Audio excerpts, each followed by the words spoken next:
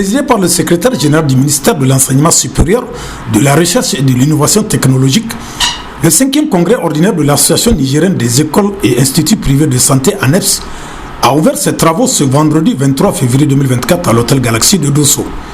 Durant 2 jours, les participants issus de toutes les régions de notre pays débattront du thème retenu qui s'intitule « Comment améliorer la qualité de la formation ».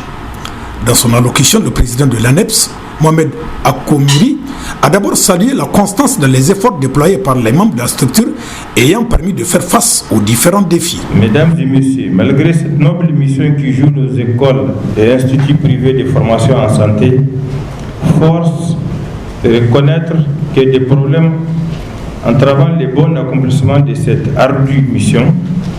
L'Assemblée générale qui démarre ce matin nous permettra en un point douté de passer au pain fin tous les obstacles qui entourent les processus de formation privée en santé au Niger. En effet, au cours de ces 2 journées de travaux, nous discuterons des difficultés et contraintes auxquelles font face nos écoles et instituts et proposer des solutions idoines pour améliorer la situation. Parmi ces contraintes, je citerai entre autres l'organisation de l'examen unique en santé, les problématiques de stages urbains et ruraux, la question de la fermeture des écoles de santé implantées dans le département. C'est pourquoi je vous exhorte à un débat sans complaisance, mais dépassionné, afin de trouver des solutions les meilleures pour améliorer le processus de formation dans les écoles et instituts de formation en santé au Niger. Quant au secrétaire général de la région de Dosso, M. Soumana Karimou, après avoir souhaité la chaleureuse et cordiale bienvenue aux participants, a au nom du gouverneur empêché remercier le bureau exécutif de l'ANEPS pour le choix porté sur la cité de Solèze pour abriter la présente Assemblée générale. En ouvrant officiellement les travaux, le professeur Talibi Amidou, secrétaire général du ministère de l'Enseignement supérieur, de la Recherche et de l'Innovation technologique, a d'abord salué le thème retenu avant d'encourager l'association à poursuivre les multiples efforts pour l'atteinte de ses objectifs.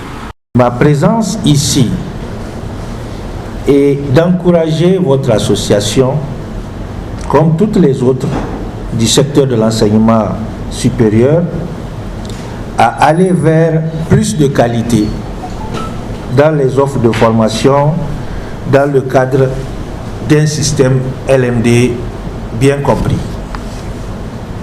Du reste, c'est un devoir d'encourager, mais surtout d'accompagner les instituts et écoles d'enseignement supérieur privé, étant donné qu'ils représentent plus de 30% des offres de formation. Présente à cette cérémonie, Dr Diane, directrice du projet Classroom to Care C2C, qui a participé à la cérémonie de remise de matériel au profit des écoles partenaires au projet, a bien voulu répondre à nos questions. En termes d'écoles de santé privées d'abord, le Niger est assez avancé. Parce que là, quand même, il faut le dire, quand on le compare à plusieurs autres pays, d'abord, les écoles privées ici sont de très grandes écoles. Donc c'est vrai qu'il y a des insuffisances en termes de réorganisation, de capacité organisationnelle, mais on peut dire que l'essentiel est là. De façon générale, les écoles qui sont reconnues, et spécifiquement celles qui font partie de l'association nationale des écoles et instituts privés de santé, sont au moins reconnues. Donc on les documents normatifs qu'il faut. Donc sur le plan réglementaire, la majeure partie des écoles qui sont au moins dans l'association sont des écoles qui sont reconnues, qui travaillent dans des conditions légales. Et ça, c'est extrêmement important à dire parce que quand on compare ça à plusieurs autres pays, ce n'est pas le cas. Et de façon structurelle, ce qui est le plus remarquable dans le cas du Niger, c'est vraiment la collaboration entre le secteur privé et le secteur public, et c'est à saluer. Donc il y a un partenariat public-privé qui est visible pour quelqu'un qui rentre au Niger et qui facilite bien sûr la mise en œuvre donc, des différentes interventions que nous faisons. Si je prends l'exemple, la majeure partie des activités sont menées par la DRH, la Direction des ressources humaines du ministère de la Santé, qui le chapeaute avec l'association des écoles privées et qui implique les écoles privées. les prises de décision sont prises ensemble. En fait, les décisions sont prises ensemble. Les plans de renforcement ont été faits ensemble. On constate qu'il y a des supervisions conjointes qui sont faites, même si les moyens manquent, mais à chaque fois que c'est possible, l'État va vers les écoles privées. Et je vois aussi que c'est vice-versa. À chaque fois que c'est possible, les écoles privées font un pas vers le gouvernement, vers les institutions, que ce soit les ministères de l'enseignement supérieur, la formation professionnelle et le ministère de la Santé. Et ça, c'est vraiment à saluer.